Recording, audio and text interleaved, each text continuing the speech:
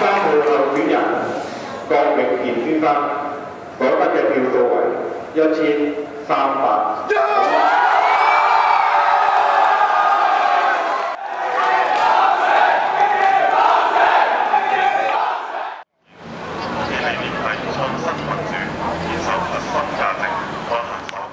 今日係投票日啦，咁而家5點幾，咁距離嗰個收票站嘅時間都剩翻5個幾鐘啦。但係咧，我哋同埋我嘅團隊會繼續衝刺落去嘅，希望咧未投票嘅選民都會去投票。其實咧就好希望係話到俾街坊啦，話到俾其他嘅市民都知道咧，係區議員、區議會咧可以係更加之好，可以咧係更加之進步。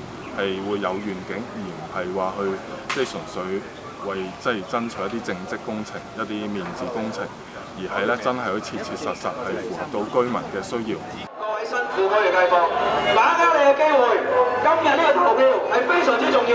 支持3號郭永健，支持3號郭永健，臭走甩碌保皇黨，臭走甩碌保皇黨。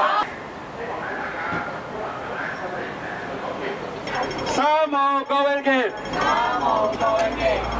社區創新，社區創新，大步開始，大步開始。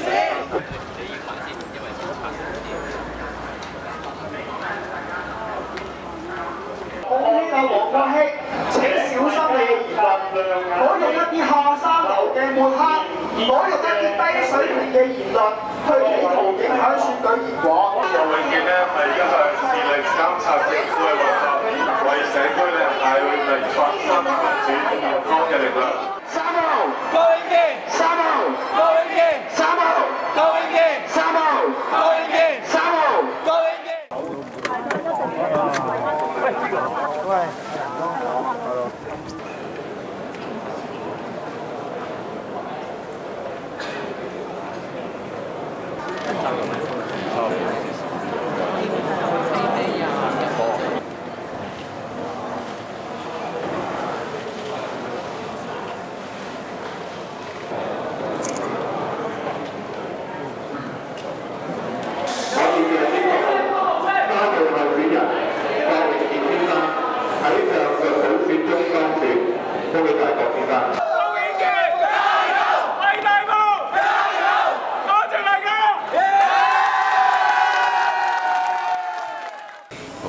首先要多謝大家嘅支持啦，冇大家嘅支持呢，係好難贏到今次嘅補選嘅。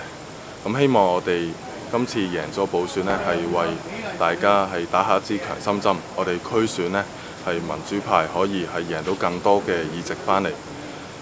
咁我哋呢，希望係可以為一啲係有理念同埋有抱負嘅候選人呢，係話俾佢哋知道呢。